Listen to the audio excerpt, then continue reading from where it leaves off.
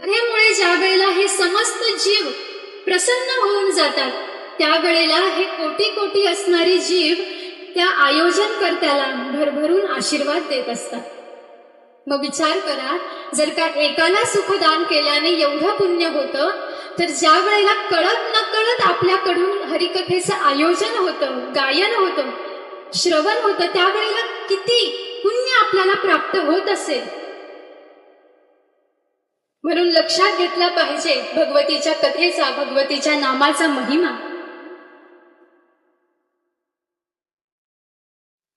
आणि आपल्या साऱ्यांची इच्छा होती अनेक महिन्यांपासून की आपल्या आश्रमामध्ये देवी भागवत कथा व्हायला पाहिजे.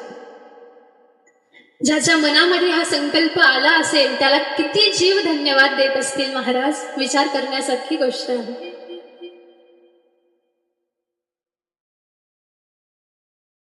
आणि हे आपल्याला वाटलं म्हणून झालं का? हे तिला इच्छा होती गायन करून घ्यायची, तिला इच्छा होती श्रवण करून घ्यायची, तिला इच्छा होती आयोजन नियोजन करून घ्यायची, म्हणून झालं महाराज. इथं आपलं काय आहे? इथं आपण करणारे कोण आहोत? म्हणून लक्षात घ्या की या जगतामध्ये जे काही होतं ते सारं आई भगवतीच्या इच्छेवरती होत असतं. म्हणून या 7 दिवसामध्ये आपण सारेजण जेवढा कथाभाग श्रवण करणार आहोत, त्या कथाभागामध्ये एक मुख्य गोष्ट ही लक्षात घेतली पाहिजे की ही क्रिया घडली याच्या पाठीमागचं कारण हे आई भगवतीची इच्छा आहे. इथं त्या भक्ताचं काही नाही महाराज. त्या भक्ताकडून आई भगवतीला हे करून घ्यायचं होतं, म्हणून आई भगवतीनं हे करून घेतलेलं आहे. या ठिकाणावरती स्वतंत्र कुणी नाही. अहो, जिथे ब्रह्मा विष्णू महेश हे स्वतंत्र नाही, तिथं तुम्ही मी स्वतंत्र कसा असू शकणार?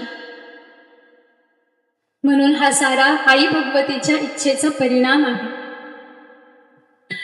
आई भगवती इच्छा करते ब्रह्मदेवांना, आई भगवती आज्ञा करते ब्रह्मदेवांना, म्हणून ब्रह्मदेव सृष्टीची उत्पत्ती करतात. आई भगवती शक्ती दान करते ब्रह्मदेवांना, म्हणून ब्रह्मदेव सृष्टीची उत्पत्ती करतात. आई भगवती नारायणांना शक्ती दान करते, म्हणून नारायण या सृष्टीचं पालन करतात.